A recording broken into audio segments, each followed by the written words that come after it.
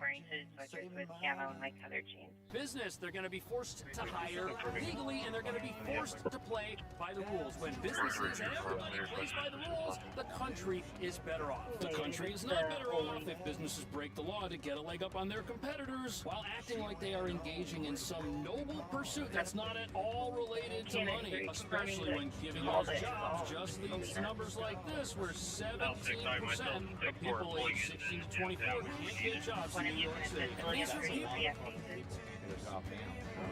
who would be willing to work in an air-conditioned business where they could bring their smartphone, like a grocery store or a bodega. These are not people who won't work because they refuse to do the jobs that exist. And here's the thing, these businesses like this dry cleaners mentioned by that news anchor, of course they're not hiring people who they think are victims of trafficking. And they might think they're playing by the rules. Well, the argument that he's making is that, and there are some like really low status, really shitty jobs that it's hard to fill with American workers, so people use like migrant workers to do that.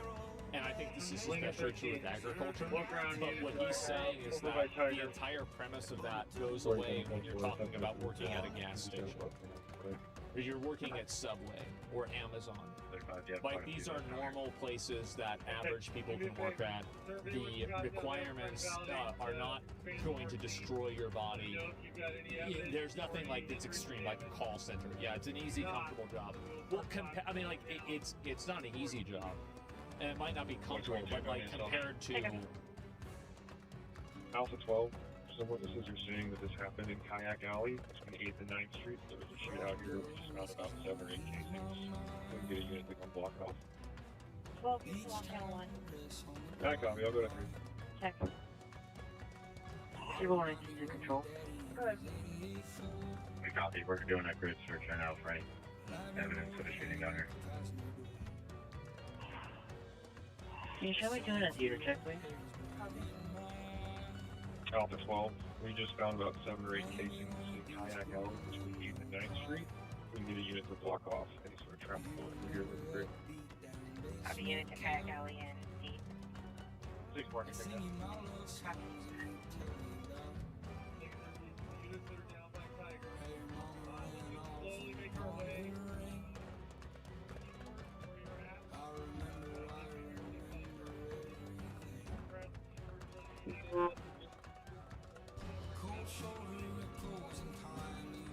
I think it'll be 2 reckless at Franklin and Alpha 4.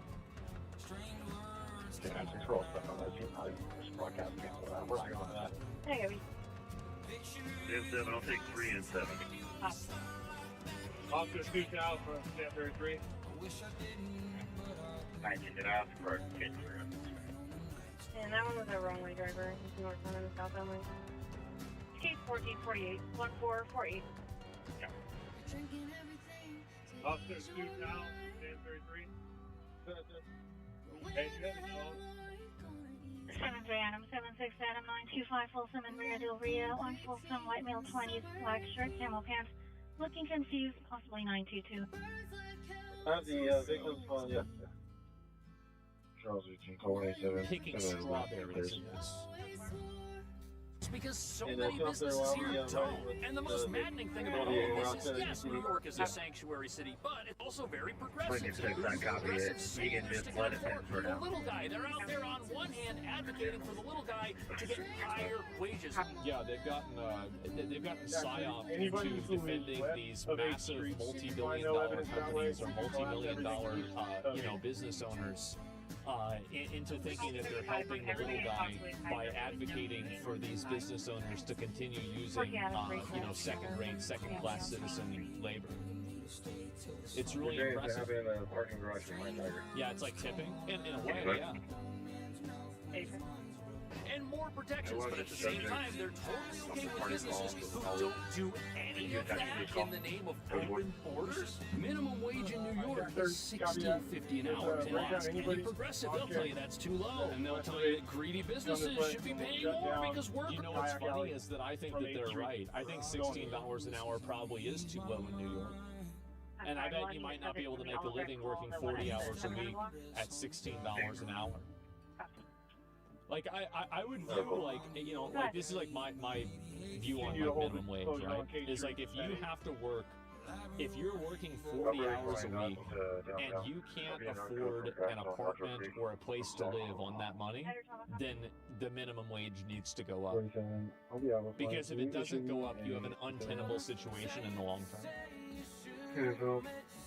Workers are the most valuable input in any economy. Unless, of course, those workers are in the country illegally. If that's the case, there is nobody advocating for them to get higher wages or more protections. There's just anger at the fact that ICE is here and might arrest somebody who's a criminal. And this puts progressives in sanctuary cities in a catch-22. Here they are advocating for policies that disenfranchise workers who they say are already disenfranchised by virtue of their immigration status. And these people don't care about any workers or anything like that. They just care about having the right opinion. That's it. Yeah, it's all optics and virtue signal. That's it. Awful workers, they don't have the one thing legitimate workers have, which protects them, and that is the power to walk. Here's the way that I look at it. You can tell the employee to get a better job, but have you ever thought about telling the employer to get a better job? Go for it. Jack 30 Cunningham after Lewis. Like if you have a function that you can't even justify paying somebody a living wage for, maybe that's your fault as an employer. That's just me. Away from any business they feel isn't treating them fairly and work somewhere else. That's not possible if the only job you can get is because the people working there are willing to break the law. And this brings up a big question. Are the businesses who are hiring people illegally doing something good, or are they just doing something that's good for their bottom line at the expense of the rest of society? And does that well, it's guaranteed that they're doing something that's beneficial for them financially. Like, that's the guarantee. Power the very criminals and gang members ICE may have to raid a business to find in the first place. Let me know what you think about that. Thank you so much for watching. I'll see you in the next video. I love these fucking videos.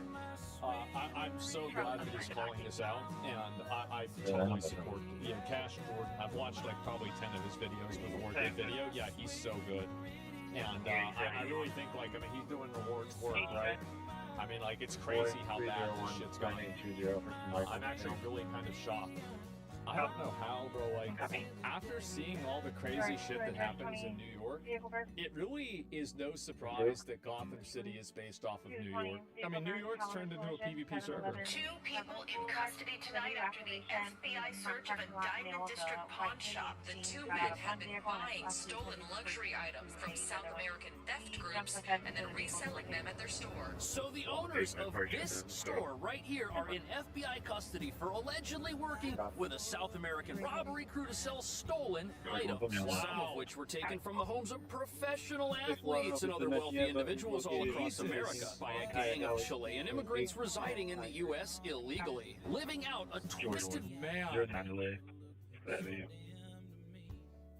Isn't that nice? version of the American dream with the alleged help of an American business. How you guys doing? Body camera footage showing 4 Chilean nationals being questioned by authorities last month in Ohio. And in the trunk, a Louis Vuitton bag. Where you guys headed Clear, to? expired, Orlando? with Wrong way. extra, What is that way? GPS as well as an ID problem, and he is the restraint party in a Oh, bunch of fucking retards. It's Chilean and fucking disgusting, bro. Everybody knows that everybody from Chile isn't like this, okay? Like, that's just some people on some racist bullshit. I think that we know that you just had a few of your roaches show up in our country to do some dumb shit. Nobody's blaming you. Bajenski and Ron are accused by federal prosecutors of regularly serving as spinsters for South American theft groups. Their Diamond District pawn shop raided Tuesday. Someone is trying to break into the house right now. My daughter is there. This is Joe Burrow's house. Federal prosecutors say that thieves made off with roughly $300,000 in luxury items, including watches, glasses, piles of cash, and Louis Vuitton luggage. These are, wait, and they're taking photos of themselves? What is with all the self-snitching?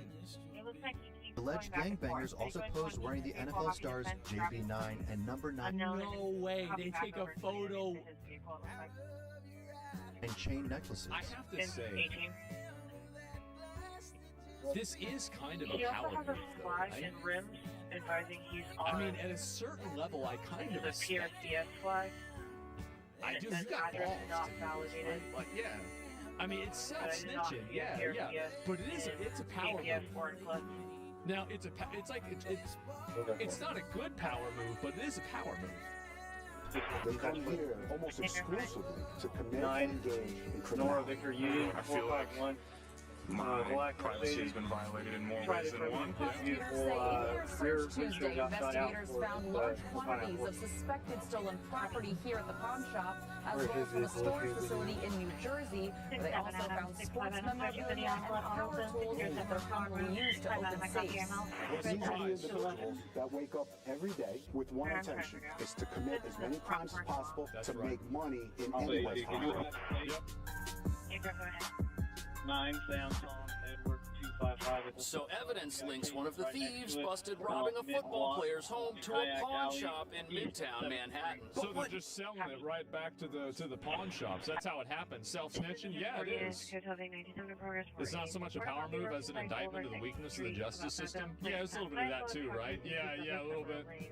Nobody's talking about is this FBI bust reveals a shocking level of cooperation between illegal criminal gangs and New York City businesses that look and appear legitimate. And with one of these operations taken down right in the heart of Manhattan, you've got to wonder how many other predatory businesses like this are hiding in plain sight, especially when crime statistics show New York City has experienced an astronomical rise in moped-related snatch and grab robberies over the last 2 years. An 8,000% rise to be exact, with criminals stealing watches, purses, bags, and other valuables from unsuspecting victims in some of the city's richest neighborhoods. It makes sense, right? I mean, like, if you're gonna go, like, I mean, how many of you guys want to farm a dungeon that doesn't have any loot in it? I mean, it makes sense they're gonna go do that, but it's just crazy that they're here to begin with, right? As summer, when thugs approached customers at restaurants, forcing them to put their Rolexes in pillowcases before speeding off without getting caught. But it doesn't stop there. The city also saw a rise in robberies in Central Park and in Midtown by Times Square. And when you combine those with the out-of-control shoplifting epidemic we're experiencing, a troubling picture starts to emerge of a city flooded with so many illegally stolen items that they're now being sold openly at stores on the side of the street. And that brings us to the real reason why this bust is so important. It exposes a highly profitable industry that, when combined with New York's sanctuary system, how like the businesses that are like enabling this need to be the ones that get fined for it, because like not only are they doing this, but they're making money off of it too. They're the ones that are making money off of these clowns, and they're paying them, and they're enabling this entire thing to happen.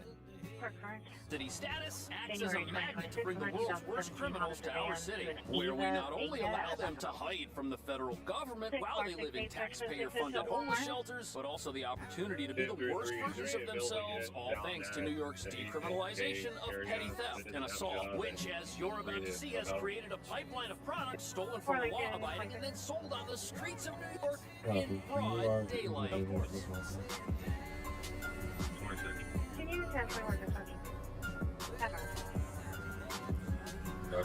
This right here is the entrance of the business where this gang was allegedly able to sell off stolen property. And it's right in the heart of Midtown on 47th Street, 6th Avenue. You sell? You sure do. Diamond District, I got my wife's engagement ring here. Not at this place, at another place nearby. But the point is, this is an area full of legitimate businesses that have been here for decades. But hiding in plain sight was apparently a criminal operation of proportions nobody ever imagined. Prosecutors say the men brokered the sale of countless pieces of stolen merchandise taken from across the United States by South American theft groups. The two were allegedly the middlemen, buying the loot from the thieves and selling it at their store, a customer of the pawn shop. So what's unbelievable about this is that the store on the upper floors here, they're paying thousands of dollars a month to be right here in the middle of Manhattan, but they're selling stolen items from all across the country. Well, that's why they can pay the $1,000, is they're buying stolen items and they're selling. That's the whole reason. That's how it works. Yeah, people steal stuff. That's new. The problem, so the issue with this is that it's like you're always going to have thieves, but having